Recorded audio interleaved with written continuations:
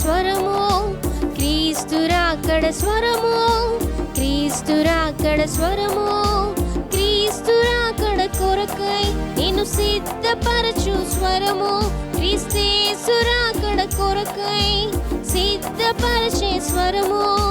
వినుమా,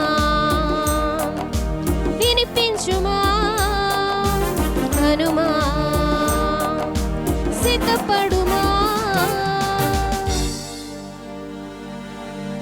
క్రీస్తు రాకడ స్వరమును కార్యక్రమను వీక్షిస్తున్న ప్రియులకు ప్రభువైన యేసుక్రీస్తు నామంలో నా హృదయపూర్వక వందనాలు తెలియజేస్తా ఉన్నాను. ఈ సమయంలో దైవజనులు ఎం రత్నకుమార్ గారు దైవవర్తమానం అందిస్తారు. ముందుగా చిన్న ప్రార్థన చేసుకుందాం. పరిశుద్ధ ప్రేమ కలిగిన తండ్రి, దయగల యేసయ్య, నీ ఘనమైన శ్రేష్టమైన పాదాలు కొందనాలు స్తోత్రాలు చెల్లిస్తున్నాను ప్రభా. ఈ క్రీస్తు రాకడ స్వర కార్యక్రమాన్ని మీరే ఆశీర్వాదకరంగా జరిగించండి. మీ దాసులు మీరు బలపరిచి వాడుకోండి. అనేక ఆత్మరక్షణ కార్యక్రమం కొరకై ఈ పని జరిగినట్లుగా సహాయం చేయండి. నీ నామానికి మహిమ తెచ్చుకొని మని యేసు నామమున అడిగి వేడుకొని ప్రార్థిస్తున్నాం తండ్రి, ఆమేన్. రాకడ స్వరము, క్రీస్తు రాకడ స్వరము, క్రీస్తు రాకడ స్వరము, క్రీస్తు రాకడ స్వరము. మన ప్రభువును రక్షకుడైన యేసయ్య పరిశుద్ధమైన నామమున క్రీస్తు రాకడ స్వరం కార్యక్రమం వీక్షించుచున్న ప్రియ వీక్షకులైన మీ అందరికీ నా హృదయపూర్వక వందనాలండి. బాగున్నారా ప్రియులారా? మరోసారి మనందరూ ఈ రీతి కలుసుకోవడం చాలా సంతోషకరంగా ఉంది. మీరు ఈ కార్యక్రమాల కొరకు ఎంతో ఆశతో ఎదురు చూస్తూ ఉన్నందుకై, ప్రార్థన చేస్తూ ఉన్నందుకై నా హృదయపూర్వక వందనం వచ్చిన తెలియజేస్తున్నాను. ప్రియులారా, కార్యక్రమాల కొరకు మీ ప్రార్థనలు కొనసాగించండి, ఇతరులకు కూడా పరిచయం చేయండి. ఈ సమయంలో మనం కొద్ది సమయం దేవుని వాక్యాన్ని ధ్యానం చేసుకుందాం. మనము స్క్రీన్ మీద కనబడుతున్న రీతిగా సంపూర్ణత అనే అంశాన్ని గురించి ధ్యానం చేస్తున్నాం. ఏ ఏ విషయాల్లో మనం సంపూర్ణమై ఉండాలి అనే విషయాల గురించి ధ్యానం చేస్తూ దేవుని పిల్లలుగా మన యొక్క ఆధ్యాత్మిక జీవితంలో మొదటిగా విశ్వాస విషయంలో మనం విధేయులమై ఉండాలని, రెండవది అప్పగించిన పనిలో విధేయులమై ఉండాలని ధ్యానం చేశాం. మూడవది విధేయతలో మనము సంపూర్ణులమై ఉండాలి అనే విషయాల గురించి ధ్యానం చేస్తున్నాం.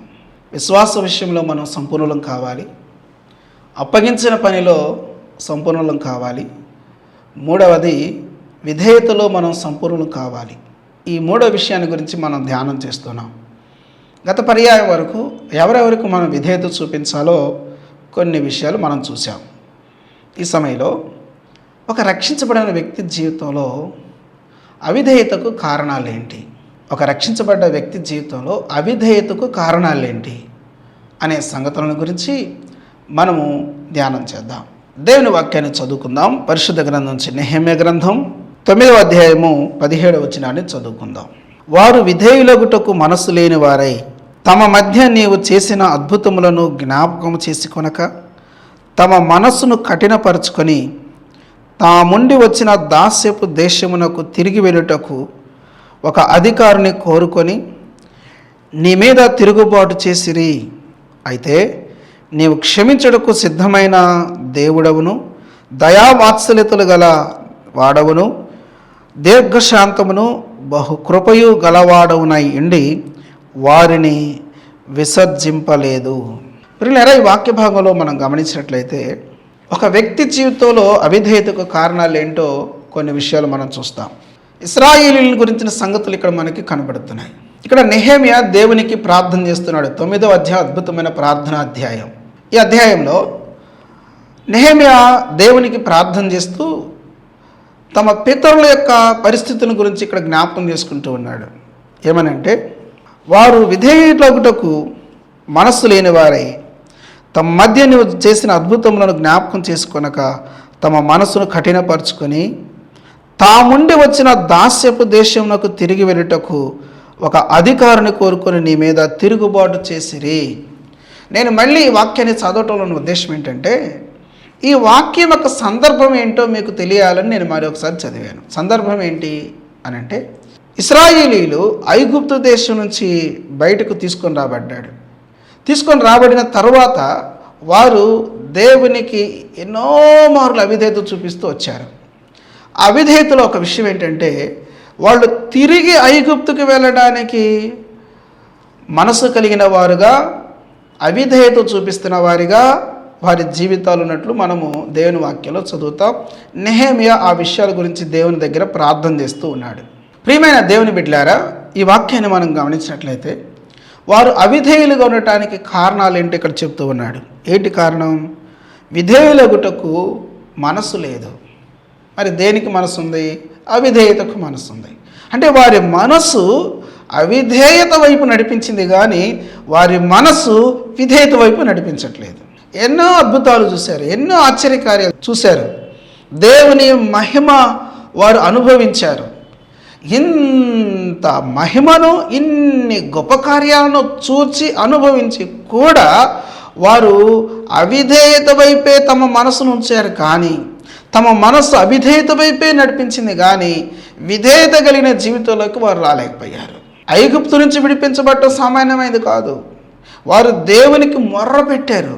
అంత భయంకరమైన బానిసత్వం అనుభవించారు. వారు అంత భయంకరమైన బానిసత్వాన్ని అనుభవించి దేవునికి మొర్ర పెట్టినప్పుడు దేవుడు మోషేని పంపించాడు. మోషే ద్వారా వారికి విడుదల వచ్చిన తర్వాత వారు ఎర్ర సముద్రానికి ముందు నుంచే అవిధేయత చూపిస్తున్న స్వభావం వారిలో ఉంటుంది. కనీసం ఎర్ర సముద్రం చీల్చబడి దాంట్లో ఆరిన నేల గుండా వారు నడిచినా కూడా వారు దేవుని తాత్కాలికంగా ఏదో మహిమపరిచినట్లున్నారు. కానీ వారి జీవిత యాత్రను మనం గమనించినట్లయితే వారు మోషే మీద తిరుగుబడ్డారు, మోషేని వేదనకు గురి చేశారు, దేవుణ్ణి కూడా వారు విసిగించారు. ఎన్నో మార్లు మోషే దేవుని సన్నిధిలో వారి నిమిత్తం ప్రార్థన చేస్తూ వచ్చాడు, సాగిలు పడ్డాడు, అడ్డుపడ్డాడు. నానా రకాలుగా వారు మోషేని హింసించారు, దేవుణ్ణి విసిగించారు. ప్రియులారా, కారణం ఏంటి అని అంటే వారి మనసు అవిధేయత వైపే నడిపిస్తుంది కానీ విధేయత వైపు నడిపించట్లేదు. అంటే ఒక వ్యక్తి జీవితానికి ఆధ్యాత్మిక జీవితంలో అడుగుపెట్టిన తర్వాత ఆ వ్యక్తి జీవితంలో అవిధేయత కనబడటానికి, ఒక వ్యక్తి క్రీస్తుని ఎరిగిన తర్వాత, వాక్యాన్ని అనుసరించుతున్న తర్వాత, రక్షించబడిన తర్వాత ఒక వ్యక్తి జీవితంలో ఏం కనపడాలి? తగ్గింపు జీవితం కనపడాలి, విధేయతతో కూడిన జీవితం కనపడాలి కదండి. అలాంటిది ఆ వ్యక్తి జీవితంలో లేకపోవటం కారణం ఏంటంటే ప్రియులారా, మనసులో ఉంది సమస్య. మనసులో ఉన్నది సమస్య. ఆ మనసులో ఉన్న పరిస్థితి ఏంటో దేవుని వాక్యం మనకు స్పష్టంగా తెలియజేస్తుంది. ఆ విషయాలను మనం ఈరోజున చూద్దాం. అపోస్తలుడైన పౌలు గారు రోమీయులకు రాసిన పత్రిక 8వ అధ్యాయంలో ఈ విషయాలు చాలా చక్కగా తెలియజేస్తాడు. ఆ విషయాలు మనం చదువుకుందాం. రోమపత్రిక 8వ అధ్యాయము 5వ వచనం నుంచి కొన్ని వచనాలు చదువుదాం. శరీరానుసారులు శరీర విషయముల మీద మనస్సునుతురు, ఆత్మానుసారులు ఆత్మ విషయముల మీద మనస్సునుతురు. శరీరానుసారమైన మనస్సు మరణము, ఆత్మానుసారమైన మనస్సు జీవమును సమాధానమునైనది. ఏలైనగా శరీరానుసారమైన మనస్సు దేవునికి విరోధమైనది, అది దేవుని ధర్మశాస్త్రమునకు లోబడదు, ఏ మాత్రమును లోబడనేరదు. ఇక్కడ పౌలు గారు మనస్సును గురించి మాట్లాడుతున్నారు. ఒక వ్యక్తిలో మనసు ఏ రీతిగా ఉండే అవకాశం ఉన్నదంటే శరీర సంబంధమైన మనసుగా కానీ, లేక శరీరానుసారమైన మనసుగా కానీ, ఆత్మానుసారమైన మనసుగా కానీ ఉంటుంది. అంటే ఒకని మనసు శరీర సంబంధమైన జీవితం వైపైనా నడిపిస్తుంది, ఒకని మనసు ఆత్మ సంబంధమైన జీవితం వైపైనా నడిపిస్తుంది. అంటే మనస్సు చాలా కీలకమైనది, చాలా విలువైంది కదా ఈ మాట. మనస్సు దగ్గర మన ఆధ్యాత్మిక జీవితం ఆధారపడి ఉన్నదని చెప్పొచ్చేమో. ఒక దైవజనురాలు ఒక చక్కని పుస్తకం రాసింది. ఆ పుస్తకం పేరేంటంటే మనసే యుద్ధరంగం అని. మనసులో శరీరానికి ఆత్మకి యుద్ధం జరుగుతుంది. మనస్సు మీద శరీరం ఎక్కువగా దాడి చేస్తే మనసు శరీరం వైపు, ఆత్మ బలంగా ఉండి మనసును జయిస్తే మనసు ఆత్మ వైపు వెళ్తుంది. అంటే మనం ఆత్మానుసారంగా జీవించాలంటే ఆత్మలో బలవంతులుగా ఉండాలి. ఆత్మలో బలవంతులుగా ఉండకపోతే ఆటోమేటిక్గా శరీర సంబంధమైన జీవితంలోకి వెళ్ళిపోతాం, శరీరానుసారమైన జీవితంలోకి వెళ్ళిపోతాం. రక్షించబడి ఉండొచ్చు.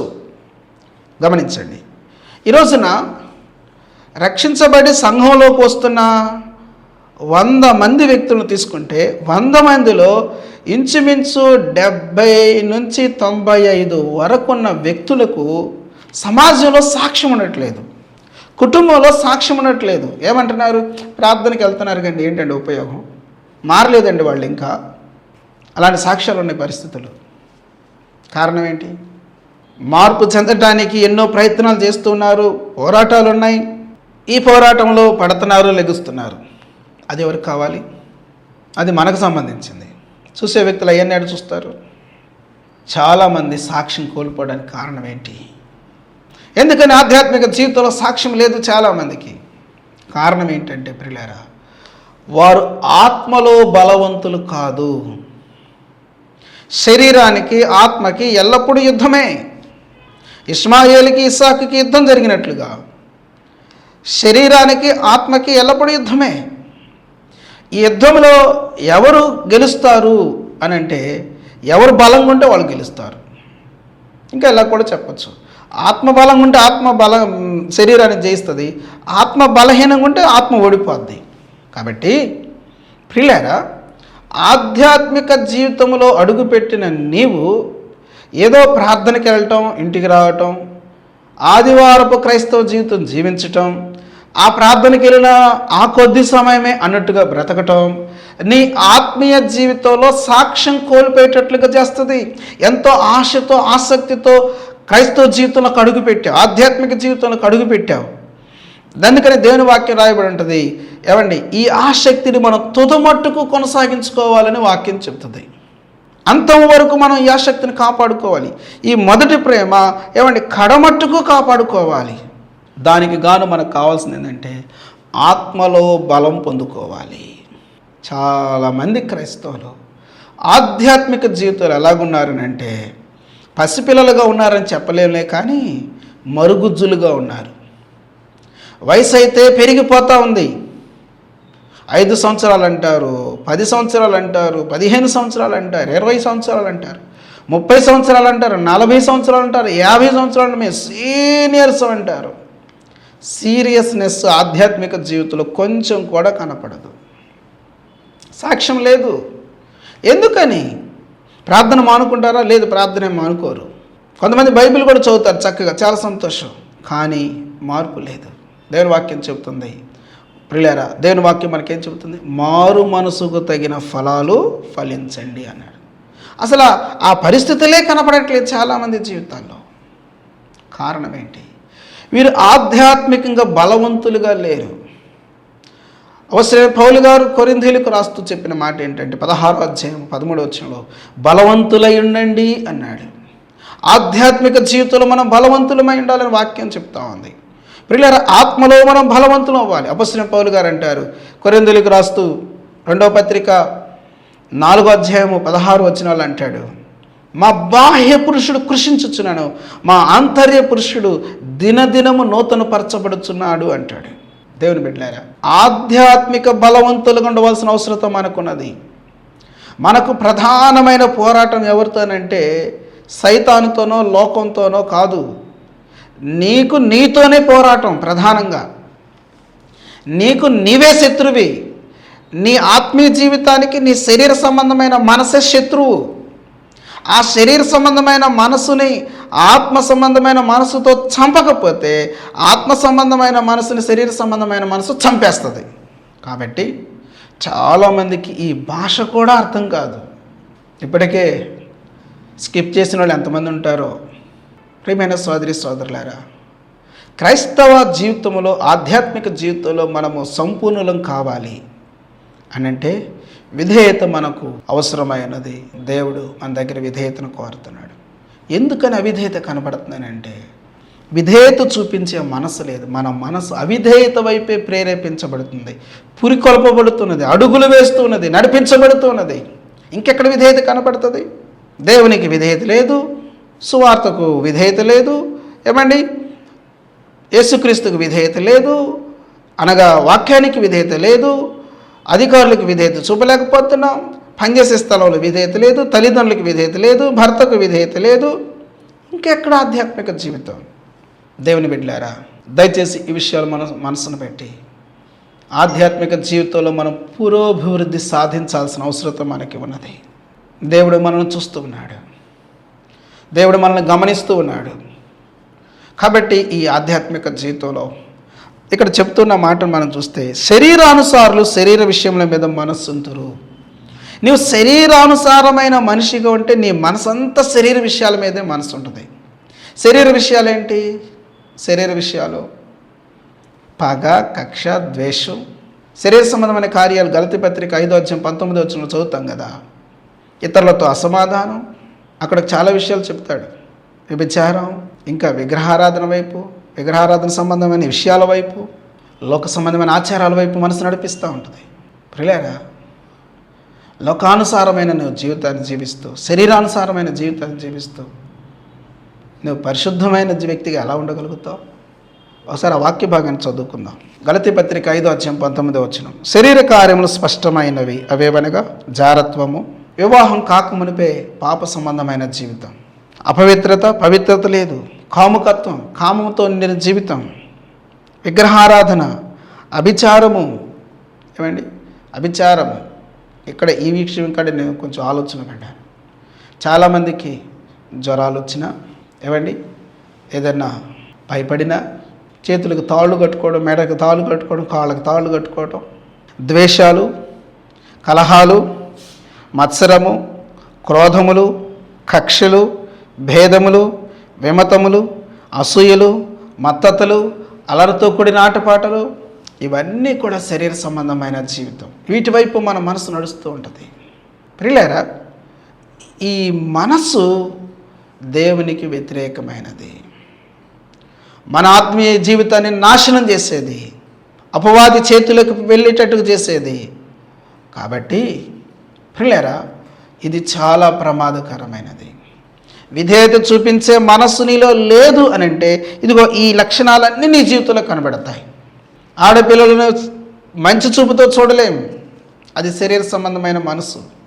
ఒక మాట ఓర్చుకోలేవు. ఎవరైనా ఒక మాట అన్నారంటే మనసులో పగ పెట్టుకుంటావు, కోపం పెరుగుతూ ఉంటుంది. వాళ్ళు చూసినప్పుడల్లా ద్వేషం పెరుగుతూ ఉంటుంది. వాళ్ళ మీద పగెట్లా తీర్చుకోవాలని చూస్తూ ఉంటావు. నేనేం తప్పు చేశాను, వాళ్ళేగా తప్పు చేసింది, నేను ఊరుకోను. ఇది శరీర సంబంధమైన మనసు. నేను తప్పు చేస్తే భయపడతా, కానీ తప్పు చేయకపోతే నేను ఎందుకు భయపడతా? ఇది శరీర సంబంధమైన మనసు. ప్రభువునందు వారిని క్షమించాలి కదా. శరీర సంబంధమైన మనసు ఒక వ్యక్తిని ఎంత నష్టపరుస్తుందో ఇక్కడ మనం గుర్తుపెట్టుకోవాల్సిన వారమైన ఆధ్యాత్మిక జీవితాన్ని. ప్రియులారా, ఓర్పు లేని, సహనం లేని జీవితం, క్రైస్తవ జీవితం ఎలా ఉంటుంది? ప్రభు ఉన్నాడు కదా, ఆయన కదా మనం అప్పగించుకోవాల్సింది. ప్రభు చూస్తున్నాడు కదా, ఆయనకి తెలియంది ఏమి లేదు కదా. మనం విశ్వాసులం అని పిలువబడుతున్నప్పుడు విశ్వాసం ఆయన మీద ఉండాలి కదా. ఆయన చూస్తున్నాడు, ఆయనకి తెలుసు అని. అది లేకుండా మనం విశ్వాసం ఎలా అవుతాం? దేవుని బిడ్డలారా, విధేయత మన జీవితంలోకి రావాలి అని అంటే ఈ శరీర సంబంధమైన మనసును మనం చంపాలి, లేకపోతే మన ఆత్మ సంబంధమైన మనసును అది చంపుతుంది. ఇక్కడ అంటున్నాడు, శరీర విషయాల మీద మనసు ఉంచుతారు శరీరానుసారులు, ఆత్మానుసారులు ఆత్మ విషయం లేదు మనసునుతారు. నువ్వు ఆత్మానుసారమైన మనసు కలిగిన వ్యక్తివైతే ఆత్మ సంబంధమైన విషయాల మీద మనసు పెడతావు. ఆత్మ సంబంధమైన విషయాలు ఏంటి? ఇక్కడ దేవుడి వాక్యాలు క్రిందకు వస్తే 22 చదువుతాం. గలతీ పత్రిక 5:22 ఆత్మఫలమేమనగా ప్రేమ, సంతోషం, సమాధానం, దీర్ఘశాంతం, దయాళుత్వం, మంచితనం, విశ్వాసం, సాత్వికం, ఆశా నిగ్రహం. ఇవన్నీ కూడా ఆత్మ సంబంధమైన జీవితం, నీతి కలిగిన జీవితం, పరిశుద్ధత కలిగిన జీవితం. ఇవన్నీ ఆత్మ సంబంధమైన విషయాలు. వీటి మీద ఆత్మానుసారులు మనసు పెడతారు. దేవుని బిడ్డలారా, దేవుని వాక్యంలో మనం చదివినట్లయితే ఇక్కడ అంటున్నాడు, శరీరానుసారమైన మనసు మరణము. ఏ మరణం? ఏ మరణం ఇది? శారీరకంగా అనేక మంది చనిపోతూ ఉంటారు. ఆ మరణం కాదు ఇది. ఈ మరణము ఆత్మీయ మరణం, దేవునితో సంబంధం తెగిపోయేటట్లుగా చేస్తుంది. ఆత్మానుసారమైన మనసు జీవమును సమాధానమునైనది. ఆత్మానుసారమైన మనసు జీవమును సమాధానమునైనది. ఆత్మానుసారమైన మనసు మనకు జీవమునిస్తుంది అనగా మనం జీవమును పొందుకుంటూ దేవునితో అద్భుతమైన సంబంధాన్ని కలిగి జీవించడానికి అవకాశం ఏర్పడుతుంది. వాక్యానుసారమైన జీవితాన్ని జీవించడానికి మనకు సహాయం చేస్తుంది. దేవుని చిత్తానుసారమైన జీవితం జీవించడానికి, దేవుని సంతోషపెట్టే జీవితం జీవించడానికి సహాయం చేస్తుంది ఆత్మానుసారమైన మనసు. అది మనకు జీవమునిస్తుంది. పరిశుద్ధాత్మ దేవుడు ఈ లోకానికి ఎందుకు వచ్చాడట? జీవమునివ్వడానికి, సమృద్ధి అయిన జీవం ఇవ్వడానికి ఈ లోకానికి వచ్చాడు ఆయన. కాబట్టి ఆయన మనకు సమృద్ధి అయిన జీవం ఇస్తాడు. ఎలాగనగా శరీరానుసారమైన మనసు దేవునికి విరోధమై ఉన్నది, అది దేవుని ధర్మశాస్త్రమునకు లోబడదు, ఏ మాత్రమును లోబడనేరదు. శరీరానుసారమైన మనసు దేవుని ధర్మశాస్త్రానికి లోబడదు, ఏ మాత్రం లోబడనేరదు. దేవుని వాక్యం చెప్పేది ఒకటి, నడుచుకునే జీవితం ఇంకొకటి. ఎంతమంది అండి ఈ రోజున, ఎంతమంది ఈ రోజున పాస్టర్ గారు మా గురించే చెప్పాడు, మా గురించే చెప్పాడు, మా గురించే చెప్పాడు అని ముడుచుకునే వాళ్ళు ఎంతమంది సంఘాల్లో, అలిగే వాళ్ళు ఎంతమంది, సేవకుడి మీద సేవకురాల మీద అలిగేషన్ చేసేవాళ్ళు ఎంతమంది. దిద్దుకునే మనసు లేదు, సరి చేసుకునే మనసు లేదు. ఒకవేళ వాళ్ళు అపార్థం చేసుకుని ఉంటే ప్రభుత్వంలో ప్రార్థన చేయి, ప్రభు వాళ్ళు ఎందుకు నాయన నా గురించి అట్లా అపార్థం చేసుకున్నారు, పర్సనల్గా వెళ్ళి మాట్లాడు, తప్పలేదు. లేదా అది వాస్తవమైందే కనుక అనేట్లయితే సరి చేసుకోవాలి కదా. దేవుని వాక్యం మనకు బోధించబడినప్పుడు ఆ వాక్యానికి మనం విధేయత చూపించాలి కదా. ఎంతమంది సంఘాల్లో ఈ మాటలు చెప్పేవాళ్ళు, అది మంచిది కాదు.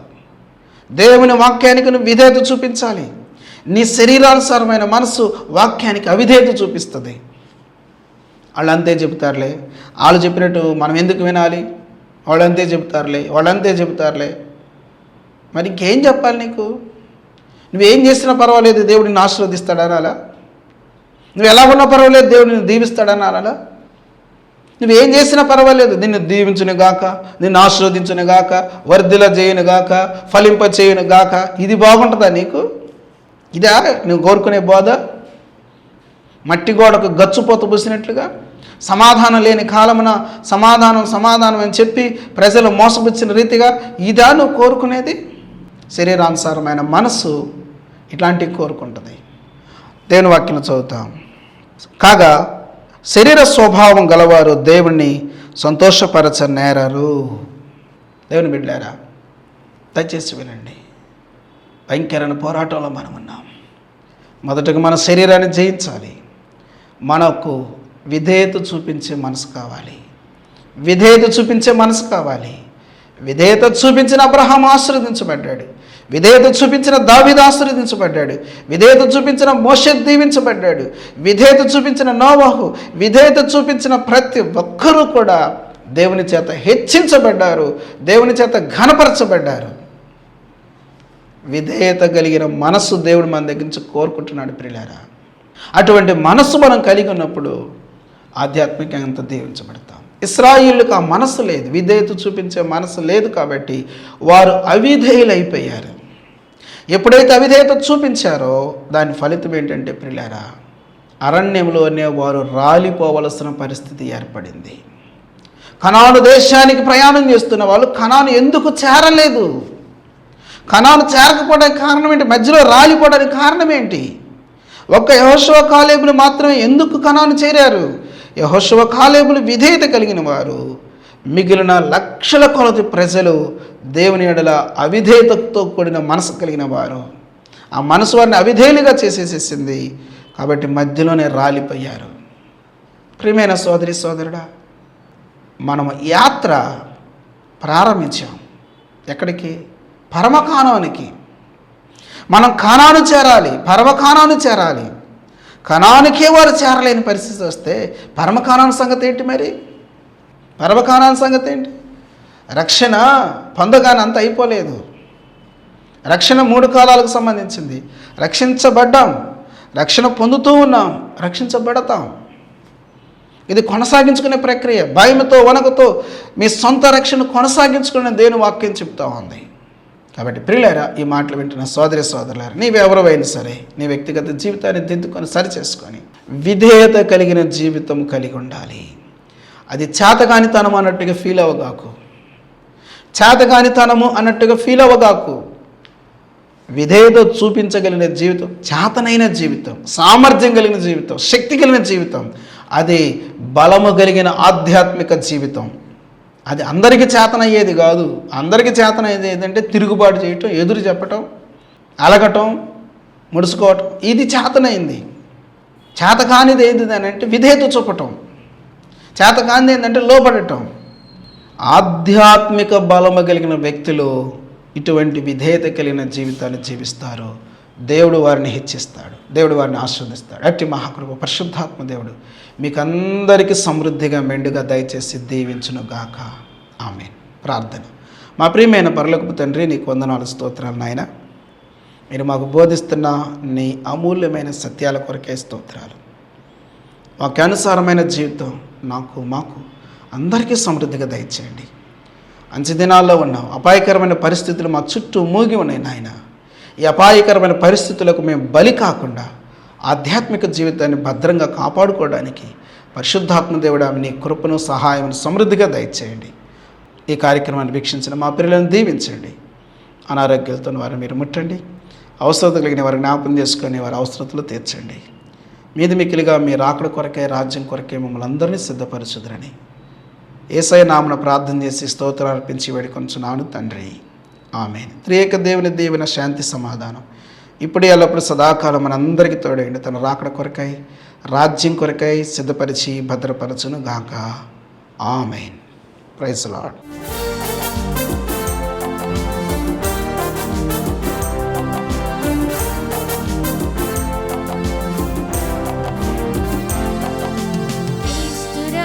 స్వరము క్రీస్తురాకడ స్వరము, క్రీస్తురాకడ స్వరము, క్రీస్తురాకడ స్వరము, క్రీస్తురాకడ కొరకై నిన్ను సిద్ధపరచు స్వరము, క్రీస్తేసురాకడ కొరకై సిద్ధపరచే స్వరము.